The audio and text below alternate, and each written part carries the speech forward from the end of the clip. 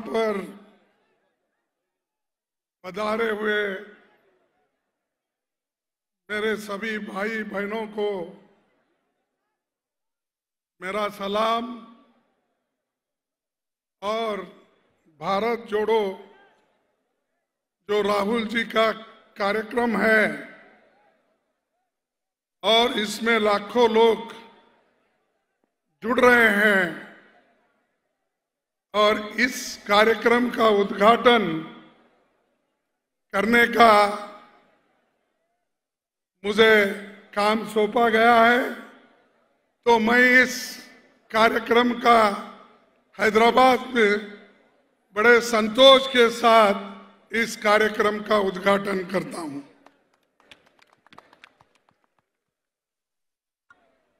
भाइयों, आज इस मंच पे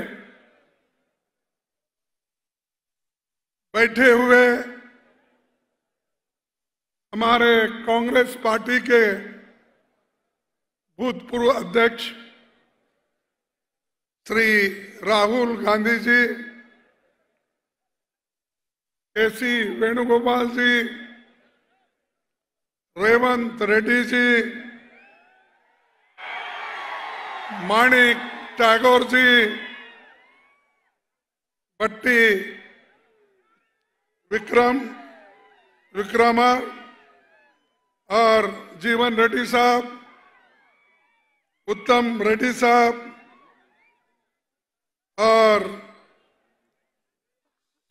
सेटकार साहब, संपत कुमार और हनुमंतराव जी, पोन्ना लक्ष्मया जी, बोसराज और बहुत से साथी यहाँ पर है। क्षमा करना, मैं किसी का नाम अगर भूल गया हो तो मैं क्षमा चाहता हूं।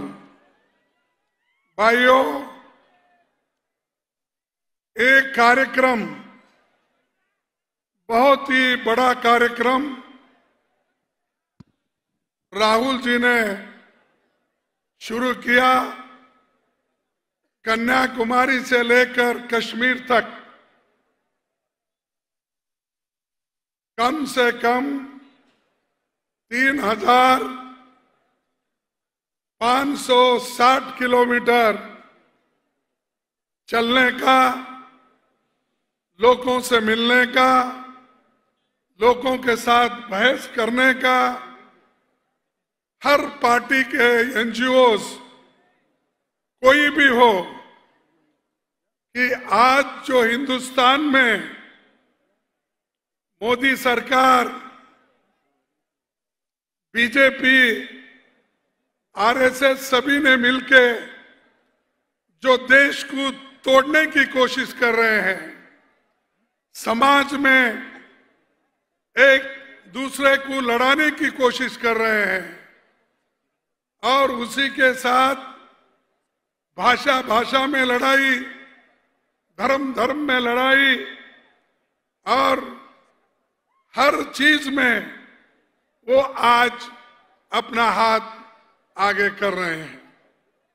चाहे वो एजुकेशन हो, चाहे वो डेवलपमेंट हो, चाहे किसी भी चीज पर वो अपना छाप बिटाने की कोशिश कर रहे हैं।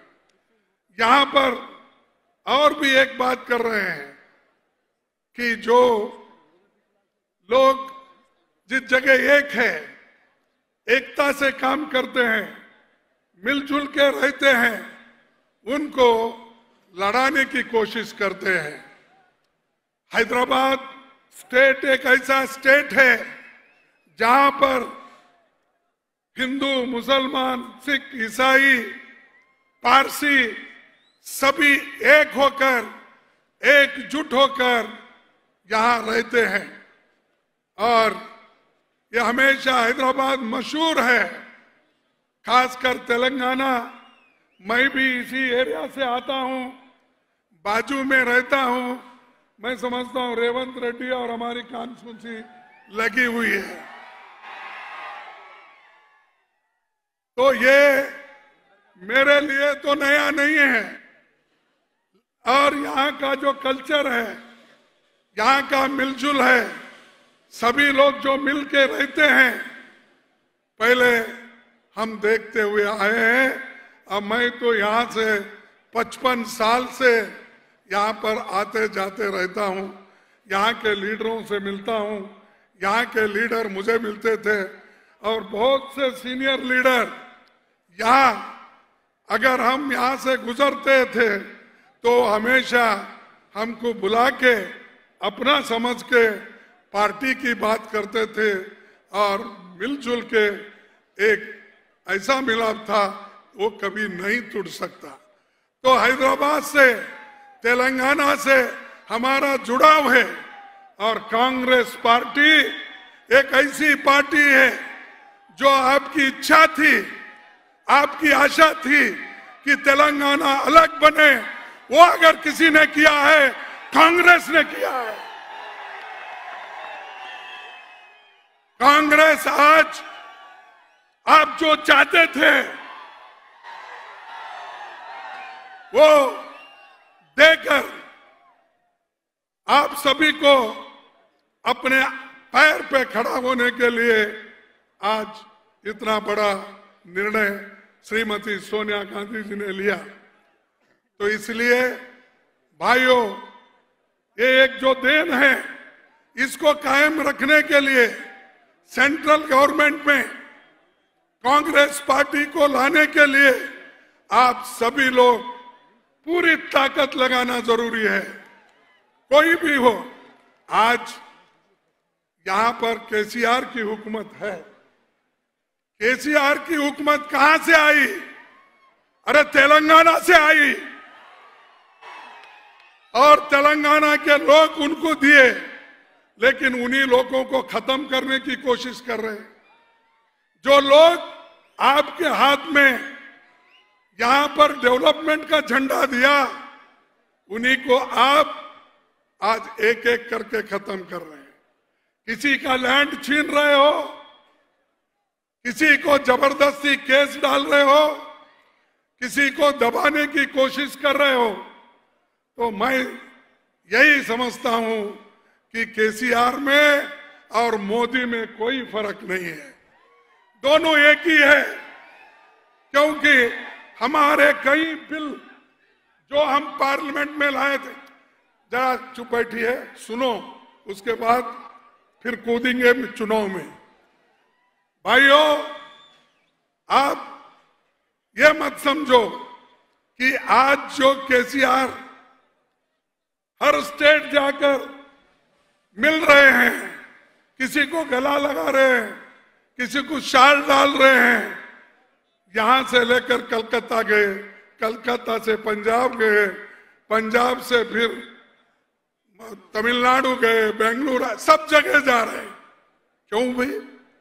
पहले तो तुम अपना घर संभालो और जो पार्टी कन्याकुमारी से कश्मीर तक जिंदा है, लड़ने के तैयार है, उसको आप कमजोर कर रहे हो। तो मैं पूछना चाहता हूं, अगर आप बीजेपी के उसूल के खिलाफ हैं, तो आप क्यों उनके कानून को पार्लियामेंट में सपोर्ट किया? जो 3 काले कानून आए थे, इन्होंने सपोर्ट किया और ट्रिपल तलाक बिल को इन्होंने सपोर्ट किया। इतने मैं चीजें बताऊंगा।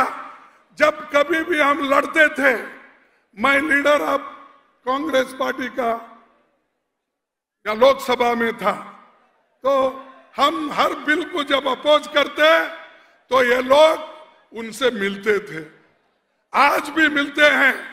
फिर दूसरी तरफ ये कहते हैं कि हम देश में जो है नॉन बीजेपी सरकार लाना चाहते हैं। अगर नॉन बीजेपी सरकार कोई लाएंगे, वो राहुल गांधी के नेतृत्व में, कांग्रेस के नेतृत्व में हम लाएंगे, हम लाएंगे। ये हमारे पास उतनी ताकत है।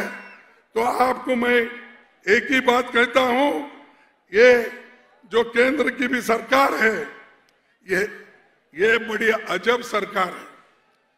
मोदी का तो रोज देखते हैं कभी वो टोपी पहनते हैं क्या, कभी रुमाल पहनते हैं, हर वेश में वो आते हैं, जैसा देश वैसा वेश वो करके चले जाते हैं।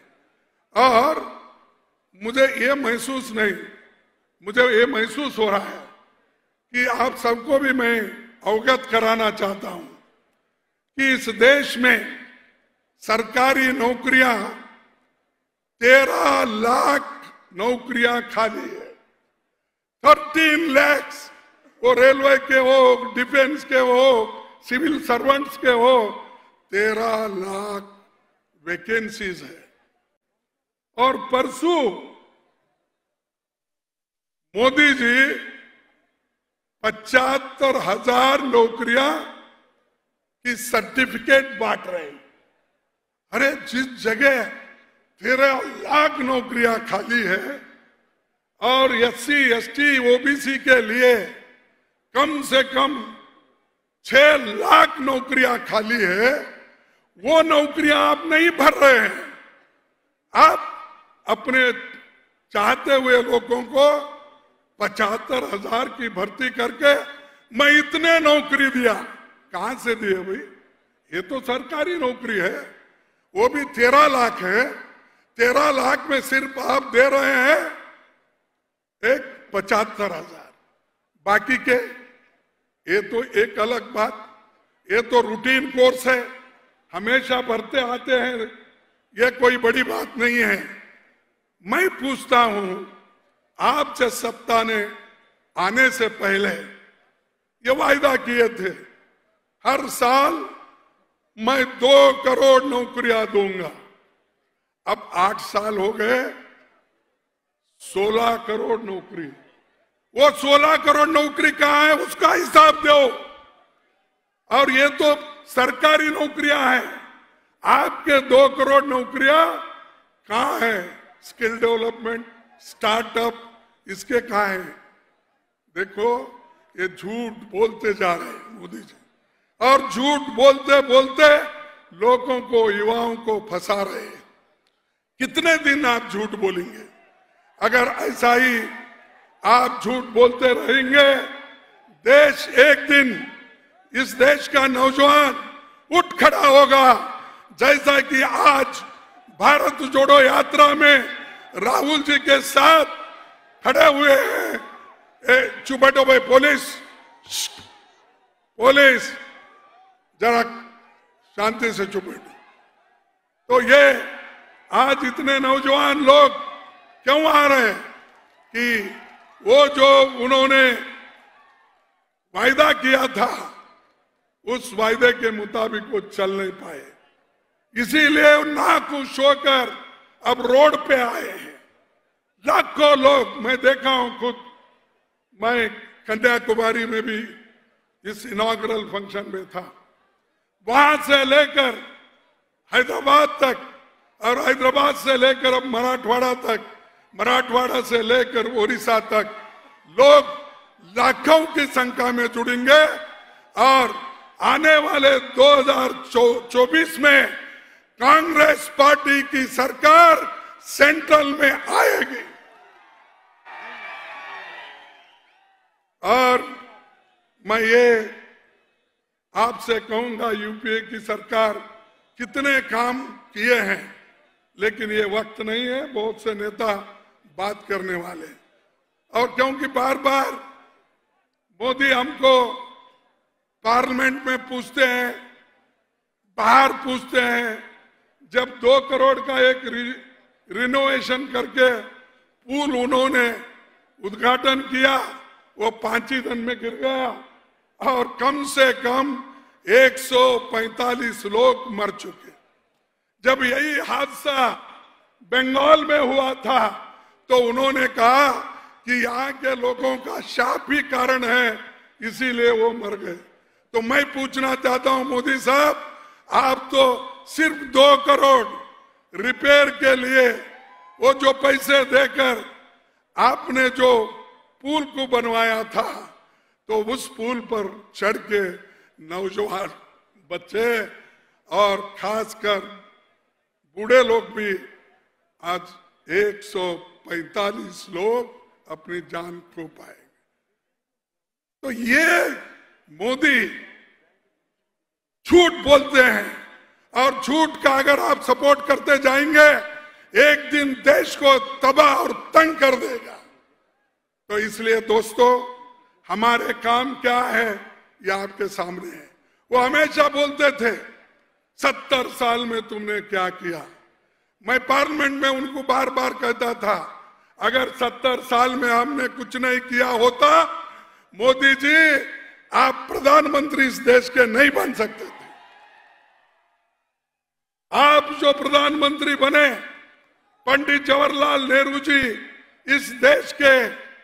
इस देश में डेमोक्रेसी को टिकाया, उसका जो बुनियाद है नीचे डाल दिए थे। तो आप वो डेमोक्रेसी को टिकाने का काम हम लोगों ने किया और उसका फायदा आपको मिला। संविधान, इस देश का संविधान डॉक्टर बाबा साहब अंबेडकर, पंडित जवाहरलाल नेहरू, वल्लभ भाई पटेल जी, महात्मा गांधी जी, सभी ने मिलकर यह कहा कि अंबेडकर जी इस संविधान को आप बनाइए। संविधान उन्होंने बनाया, और उस संविधान की रक्षा करने का काम किसने किया? कांग्रेस पार्टी ने किया।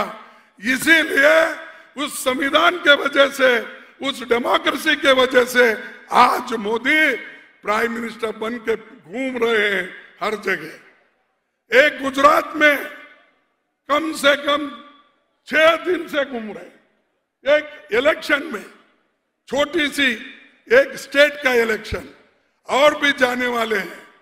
हिमाचल जैसे स्टेट का इलेक्शन घोषणा करते हैं, लेकिन गुजरात का टाइम टेबल नहीं निकलता, क्योंकि ऐसे उनको बहुत से ऐसे पुल का उद्घाटन करना है जो मुरब्बी में गिरे, वैसे पुल का उनको उद्घाटन करना है। तो इसलिए दोस्तों, मैं आपसे ज्यादा कुछ नहीं कहता। महंगाई तो बढ़ रही है, अनएम्प्लॉयमेंट एक तरफ, महंगाई, पेट्रोल, डीजल, खाने की चीजें, हर चीज, बच्चों के पेंसिल, रबर, ऐसे चीजें भी मोदी ने जो नहीं छोड़ा, सब कुछ जीएसटी लगा दिया। एक तरफ जीएसटी की मार, एक तरफ महंगाई की मार, एक तरफ अनएम्प्लॉयमेंट, और आज 26 करोड़ लोगों का इनकम केवल 10,000 रुपए महीना है। 28 करोड़ लोग जो काम करते हैं, अब उनमें से 26 करोड़ लोगों की आमदनी तो केवल 10,000 रुपए है। तो आप सोचिए, देश आगे बढ़ रहा है या पीछे बढ़ रहा है? जवाहरलाल नेहरू जी ने इसीलिए तो 5 और प्लानिंग लाए थे, लोगों को अनेक कॉलेज बना के दिए, medical college, engineering college, polytechnic, ITI, और हैदराबाद उसका एक सबूत है। जिस जगह हजारों लोग फार्मेसी में और दूसरे इंडस्ट्रीज में, HLA में जो काम करते हैं, ये हैदराबाद बना पब्लिक सेक्टर की वजह से। हैदराबाद को बढ़ावा मिला, इकोनॉमी को बढ़ावा मिला, क्योंकि पंडित जवाहरलाल नेहरू जी की सोच जो थी पब्लिक सेक्टर बनाने का, लोगों को नौकरी देने का। ये एक एक बेच के खा रहे हैं। ये तो इतना बेच रहे हैं, पूछो मत, कि मोदी और शाह मिलके ये 2 लोग और इस देश के 2 अमीर लोगों को बेचते जा रहे हैं। एयरपोर्ट नहीं छोड़ रहे, पोर्ट नहीं छोड़ रहे, रोड नहीं छोड़ रहे, हवा एक खुला छोड़े उसको एक टैक्स नहीं डाल रहे, नहीं तो बाकी सब बेच के खा रहे हैं। अगर मौका मिला, उनको कोई टेक्निक बताया, अगर आदमी जीना है, उसको ऑक्सीजन और हवा होना है, तो उसको कम से कम टैक्स लगाना चाहिए। अगर कहा तो वो भी कर जाएंगे, यानी किसी को नहीं छोड़ा। तो इसलिए ऐसे लोगों को पहले गद्दी से हटाना है। इसके लिए एक होना है। ये छोटी मोटी बातें आप भूल जाओ, कौन क्या दिया, किसको क्या मिला। अरे अगर देश बचा, हम बचे, डेमोक्रेसी बची, संविधान बचा, तो ही सब कुछ मिलने वाला है ना। अगर यही खत्म हुआ तो आपको क्या मिलने वाला? फिर गुलाम बन जाएंगे, फिर चंद लोगों के हाथ में आप रहेंगे। तो इसलिए भाइयों, मैं ज्यादा वक्त आपका न लेते हुए मैं आपसे यही विनती करूंगा, हम मिलजुल के आगे कदम बढ़ाएंगे। और आखिरी एक बात मैं कहता हूं, वक्त को बदलना सीखो, वक्त को बदलना सीखो, मजबूरियों को मत कोसो, मजबूरियों को मत कोसो, वक्त को बदलना सीखो और हर हाल में राहुल जी के साथ चलना सीखो। और मोदी जी वो छोटी उड़ान पे गुरूर करते रहते हैं, लेकिन जो परिंदा अपने लिए आसमान ढूंढता है, लेकिन मोदी छोटे छोटे चीजों पे अपने गुरूर बताते, मैंने ये किया वो किया। तो इसलिए दोस्तों, इसको और मैं आगे न बढ़ाते हुआ इतना ही कहूंगा, हम थोड़ा फंस गए, क्योंकि हम सच बोलने वाले लोग जो कुछ करते हैं वो सच बोलते गए, गरीबों के लिए करते गए। सोनिया जी ने फूड सिक्योरिटी एक्ट लाई, कंपल्सरी एजुकेशन एक्ट लाया और मनरेगा जैसा स्कीम लाया। ये किसके लिए? ये गरीबों के लिए। हमने किया, लोगों को उसका फायदा हो रहा है। यस, और ये सच है, लेकिन आज लोग झूठ बहुत बोलते हैं। उसीलिए झूठ बोलकर तो मैं ही भी दरिया पार कर जाता, झूठ बोलकर तो मैं भी दरिया पार कर जाता। डूबो दिया मुझे सच बोलने की आदत से, सच बोलने की आदत से मुझे डुबा दिया। ये झूठ बोलने वालों की सरकार अब आई है। तो इसलिए दोस्तों, आप सच के साथ रहो, जो काम करते हैं उनके साथ रहो, जो लड़ते हैं उनके साथ रहो, डरो मत। सरकार कुछ भी रहने दो, करने दो, लेकिन कांग्रेस पार्टी हमेशा गरीबों के साथ, नौजवानों के साथ, किसानों के साथ, SC/ST के साथ, OBC के साथ, पिछड़े हुए दबे हुए लोगों के साथ हमेशा रही है, रहेगी और युवाओं को भी हमेशा साथ देगी। मैं इतना कहते हुए मेरे 4 शब्दों को समाप्त करता हूं। जय हिंद, जय तेलंगाना। मैं एक स्लोगन दूंगा, आप उसको अपनी आवाज में जोर से मिला देना। जोड़ो जोड़ो भारत जोड़ो। अरे अगर KCR भी सो गया है तो उठना चाहिए, ऐसा जरा जोर से। जोड़ो जोड़ो भारत जोड़ो, जोड़ो जोड़ो भारत जोड़ो। जय हिंद, जय हिंद, जय हिंद, जय हिंद, जय हिंद, जय हिंद। धन्यवाद। आप सबको नमस्कार।